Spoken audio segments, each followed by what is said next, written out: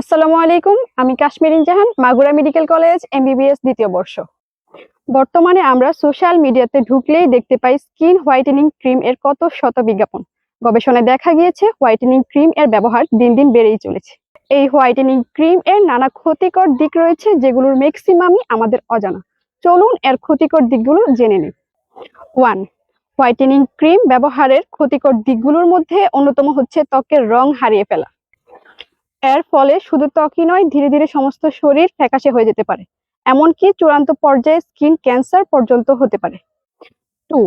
বাজারে যে ফেয়ারনেস ক্রিমগুলো পাওয়া যায় তার অধিকাংশগুলোতেই থাকে অধিক মাত্রায় পারদ।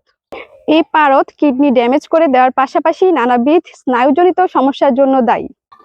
3. অতিরিক্ত মাত্রায় হোয়াইটেনিং ক্রিম ব্যবহারে স্কিন লেয়ার পাতলা হয়ে যায়, আর পাতলা স্কিন সূর্যের ইউভি রশ্মি দ্বারা তুলনামূলকভাবে বেশি ক্ষতিগ্রস্ত হয়। ফলে অল্প বয়সে স্কিনে রিঙ্কেলস পড়া থেকে শুরু করে স্কিন ক্যান্সার পর্যন্ত হতে পারে। 4. হোয়াইটেনিং ক্রিম ইউজ করার ফলে স্কিনের রোগ প্রতিরোধী কোষগুলোর স্বাভাবিক ক্ষমতা নষ্ট হয়ে যায়, স্কিন ড্রাই হয়ে পড়ে এবং অ্যালার্জির সাইড ইফেক্ট দেখা দেয়। তাই স্কিন হোয়াইটেনিং ক্রিম ব্যবহারের আগে অবশ্যই এই বিষয়গুলো মাথায় রাখা উচিত।